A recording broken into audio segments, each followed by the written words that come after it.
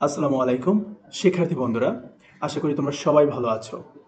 এখন আমি তোমাদের সাথে ষষ্ঠ থেকে নবম শ্রেণীর যে ষান্মাসিক সামষ্টিক মূল্যায়ন পরীক্ষা হচ্ছে, এই পরীক্ষার সংশোধিত রুটিনটি নিয়ে আলোচনা করব। তো তোমরা জানো যে ৩ এবং ৬ এই তারিখের পরীক্ষা অলরেডি হয়ে গেছে।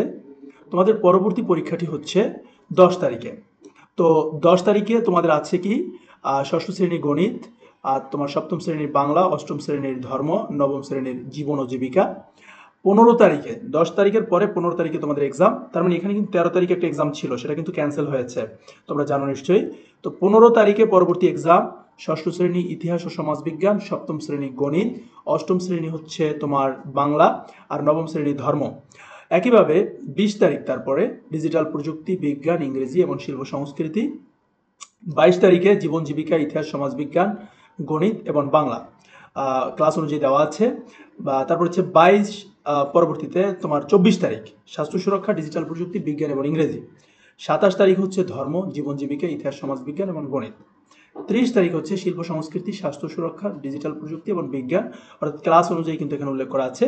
এরপরে ৩, ৮ এবং ২০২৪ পরবর্তী এই যে লাস্ট এক্সাম, তোমাদের ১৩ তারিখের এক্সামটা কিন্তু ৩ তারিখে।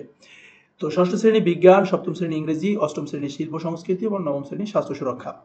তো সূত্র হচ্ছে এনসিটিভি, জাতীয় শিক্ষাক্রম ও পাঠ্যপুস্তক বোর্ড, মাওসি মাধ্যমিক এবং উচ্চ মাধ্যমিক শিক্ষা বোর্ড। শিক্ষার্থী বন্ধুরা, এখানে কিন্তু পরিবর্তিত রুটিনটি তোমাদের সাথে শেয়ার করলাম। তোমরা স্ক্রিনশট নিয়ে তোমরা এই রুটিনটা রেখে দিতে পারো, ঠিক আছে?